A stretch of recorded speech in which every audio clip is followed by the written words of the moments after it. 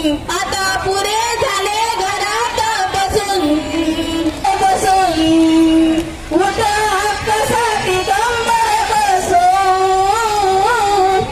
दुःखायचं नाही तुझ्या उदरी रात दिनी सेवेशी असून रात दिनी सेवेशी असून उठ हक्कासाठी कंबर बसून उठ हक्कासाठी उठ हक्कासाठी कंबर कसून उठ हक्कासाठी कंबर कसून उमेद अभियानाचं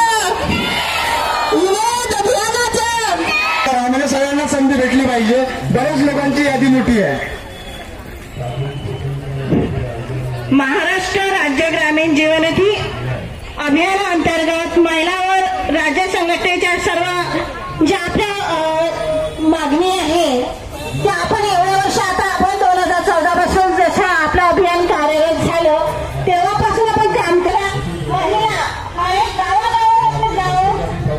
काम करते आणि गावातील लोकांचे मनोबल वाढवते, त्यांना घराच्या बाहेर काढते आणि एक अस्तित्व तयार करते।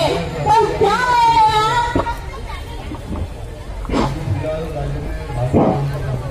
महिलेला फक्त एक राजकारणी लोक फक्त कामासाठी यूज करतात। जेव्हा त्यांच्या कोणत्याही कर्मचाऱ्यांच्या आंदोलन कोणत्याही कर्मचाऱ्यांचे आंदोलन असो किंवा त्यांच्या कोणत्याही आता जसं समाज कल्याणाचा कार्यक्रम झालं त्यामध्ये फक्त ICRPने सांगितलं तुम्ही गावातून महिलांना आणा, पण आपण फक्त गावातील महिलांसाठी आहे का? आपलं एक अस्तित्व असं उभं करायला तेव्हा आम्ही तुमच्यासाठी महिला आणून देऊ। आणि जर तुम्हाला असं वाटत असेल की आम्ही आमचं एक स्वतः असं अस्तित्व असेल तर आम्ही खरंच त्या वेळेला उतरू आणि तुमच्यासोबत आम्ही साथ देऊ। नाही तर आम्ही केवळ घराच्या बाहेर आमच्या महिलांना एवढे खाली नाही आहे की आमच्या महिलांना आम्ही तिथपर्यंत नेऊ। आणि त्याच हेच म्हणणं आहे की सर्वांनी ज्या उमेदच्या महिला आहेत त्यांना फक्त राजकारणासाठी यूज करायचं नाही, फक्त त्यांना असं सहाय्य करायचं की तुमचं जर अस्तित्व असल्याची वस्तू आहे की तुमच्यासाठी आम्ही तिथपर्यंत येतो, गाड्याबरोबर जातो, तुम्ही आम्हाला फक्त आश्वासन देता, आम्हाला आश्वासन नव्हते।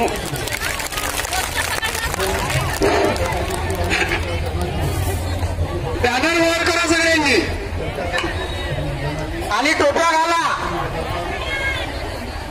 आता ऊन लागो पाणी लागो यातून उठायचं कोणी नाही, किती पाणी येऊ द्या।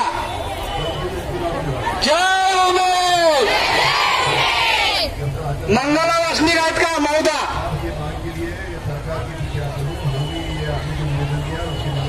मंगला वासनिक आहेत का?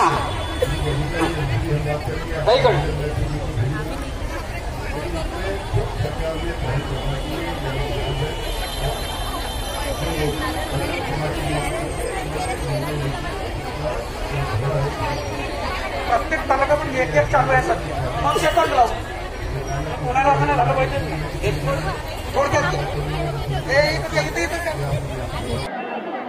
25 तारखेपासून आहे ना सर आपलं 25, 26, 27, 25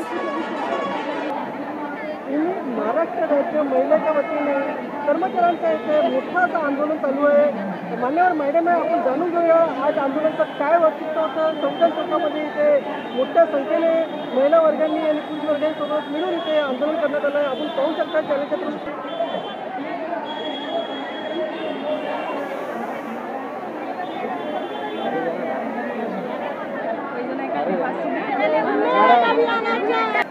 मॅडम आपला परिचय देताना काय विषय शासन पाहिजे, काय तुमची मागणी आहे उमेद महाराष्ट्र राज्य महिला व कर्मचारी संघटना ही ऑल महाराष्ट्रामध्ये 3 उमेद महाराष्ट्र राज्य कल्याणकारी संघटना।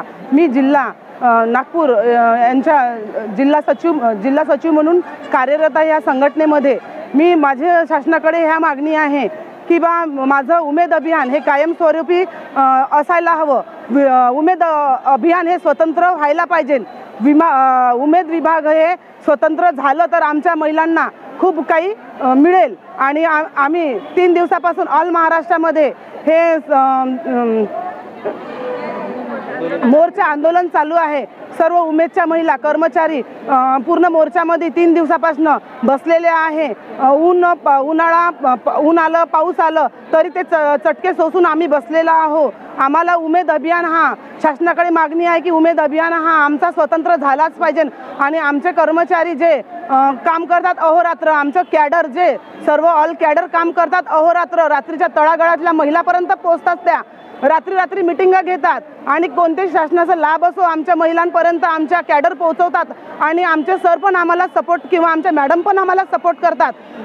त्यांचा आम्हाला खूप सहभाग आहे. त्यांना पण कॉन्ट्रॅक्टिक नसून उमेद अभियान हे आमचं एक स्वतंत्र झालं तर ते आम्हाला खूप चांगलं होईल सर, हे आमचं शासनाला मागणी आहे.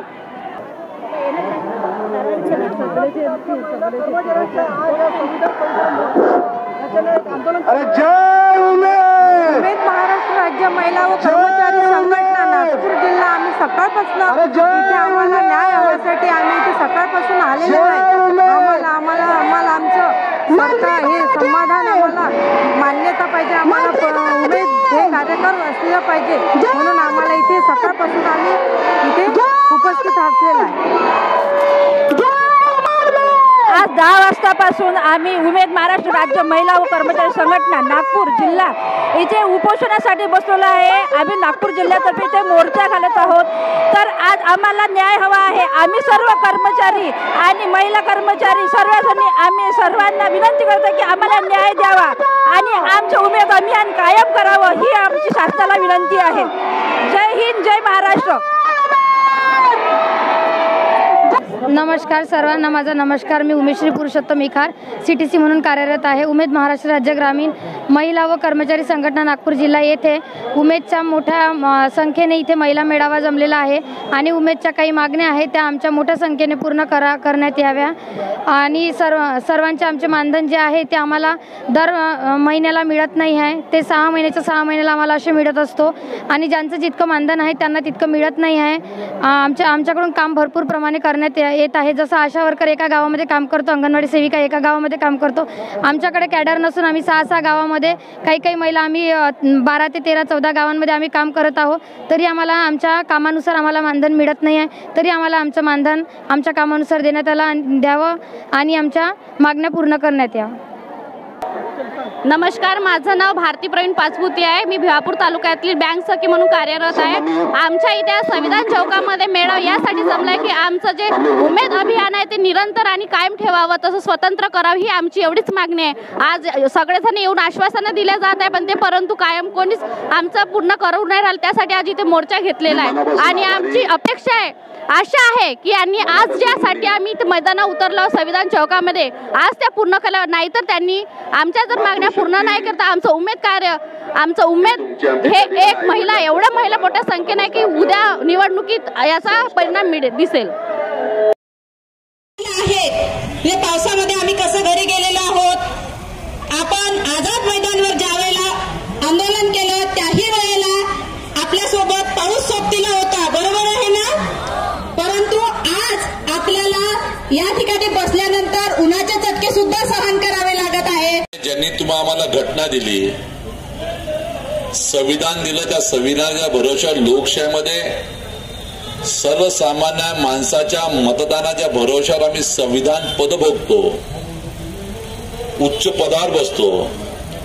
कोणी सरपंच होतं, कोणी जिल्हा परिषदचे सदस्य होतात, कोणी त्या ठिकाणी आमदार होतात, कोणी खासदार होतात, कोणी मंत्री होतो, कोणी मुख्यमंत्री होतो.